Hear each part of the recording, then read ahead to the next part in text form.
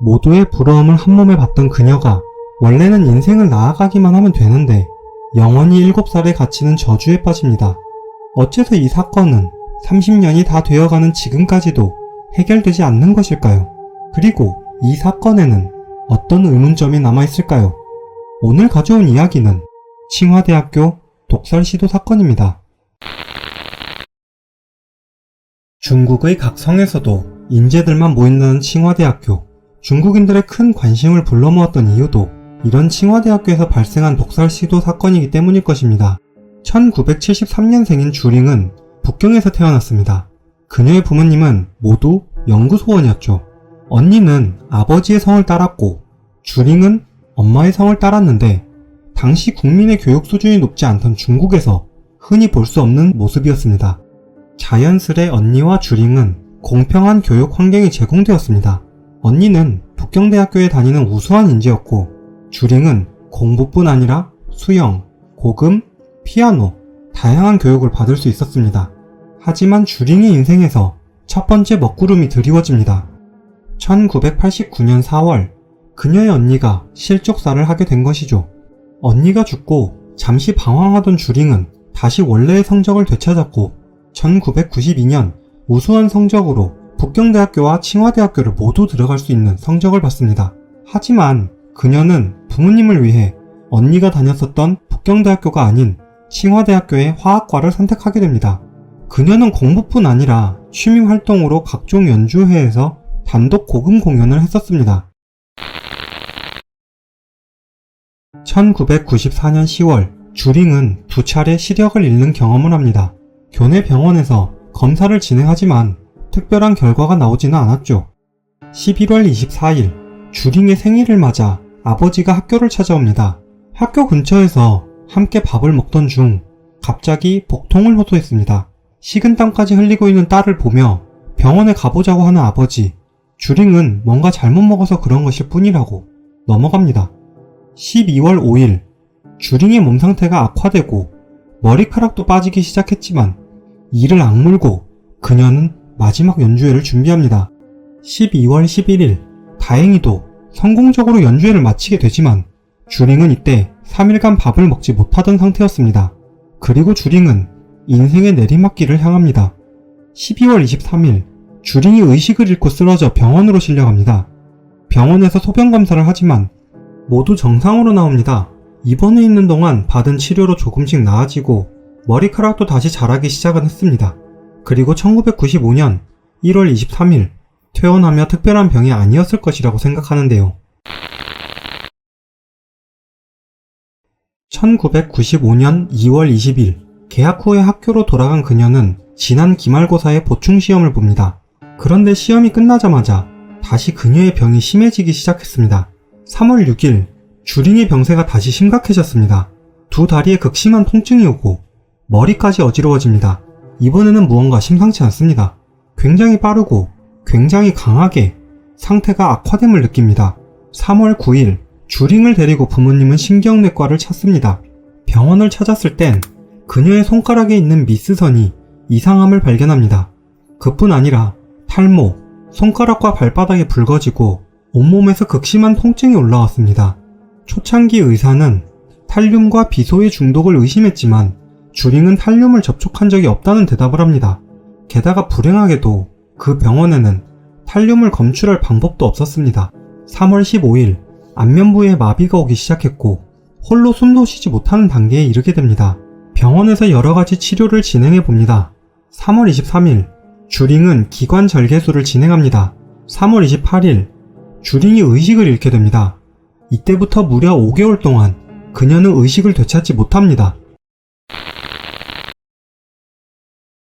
4월 10일 북경대학교에 다니던 그녀의 고등학교 친구 메이즈청이 소식을 듣고 병원에 찾아왔을 때 기억 속과 너무 다른 그녀를 보고 그대로 얼어붙습니다.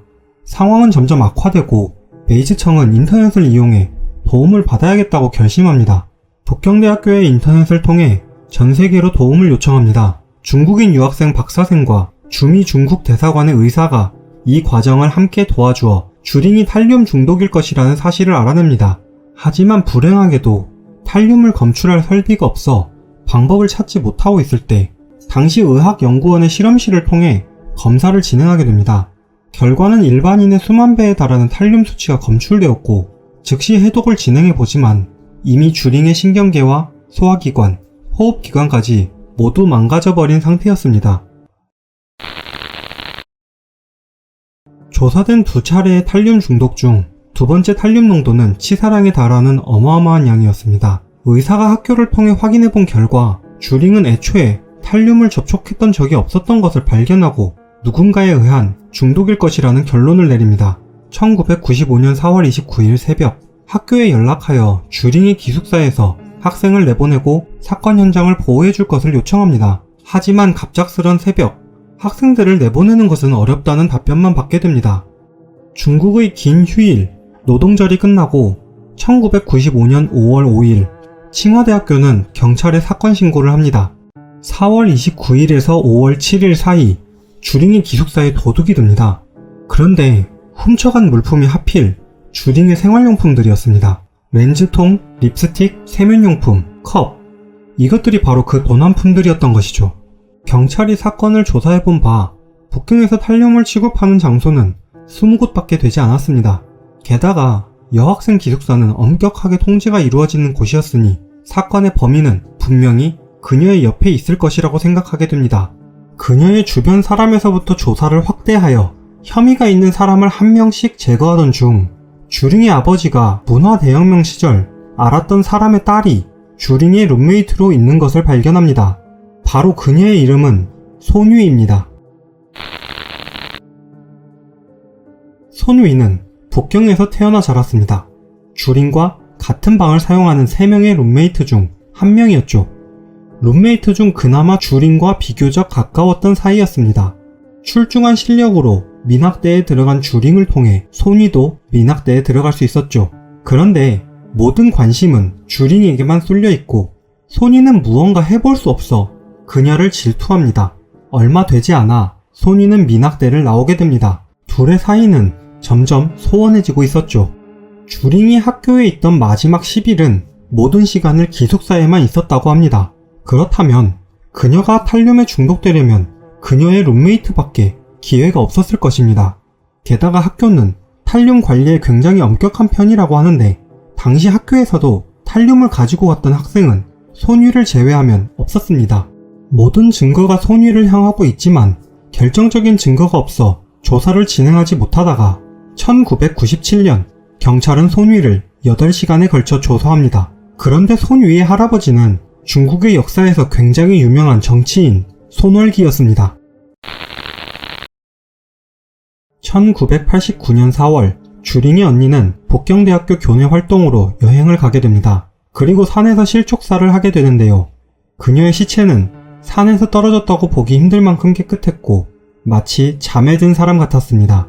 혈흔도 발견할 수 없었는데 23도에 달하는 북경의 4월 날씨에도 2일 동안 방치되었던 시체라고 보기 힘들 만큼 깔끔한 상태였습니다. 2023년 6월 말 주링의 집에 한 통의 편지가 옵니다. 라스베가스에서 온 이 편지는 동동이라는 이름으로 왔습니다. 편지에는 다른 사람이 쉴 수만 있게 해줬다면 그녀가 탈륨에 중독될 일은 없었을 것입니다. 라는 내용이 적혀 있었죠. 주링은 기숙사에서 같은 기숙사 학생들이 잠을 자지 못하도록 했으며 단지 유급만 시키고 싶었던 것인데 생각보다 너무 많이 들어갔다는 얘기였죠. 주링의 부모님은 이제 백발의 노인이 되었습니다. 그들이 세상을 떠난 뒤 그녀를 돌봐줄 수 있었던 언니도 이제는 없죠. 인터넷에서는 분명 손위가 범인일 것이라고 말하고 있습니다. 그런데 그녀가 범인인지는 어떠한 결정적 증거도 남아있지 않습니다. 게다가 탈륨도 그녀의 이름이 적혀 있었을 뿐이지 유일하게 탈륨을 사용할 수 있었던 사람은 아니었죠. 주링의 어머니는 죽기 전 마지막 소원이 있다고 합니다. 자신의 딸을 이렇게 만든 사람이 누구인지만이라도 알고 싶은 것이죠. 너무나 뛰어난 인재였던 주링의 인생을 단 한 개의 중금속으로 깨끗하게 지워버린 범인. 지구 어딘가에 있을 이 범인은 도대체 어떤 이유에서 이 아름다운 한 명의 인생을 이토록 무참하게 뭉개버린 것이었을까요? 세상의 모든 이야기, 지상이었습니다.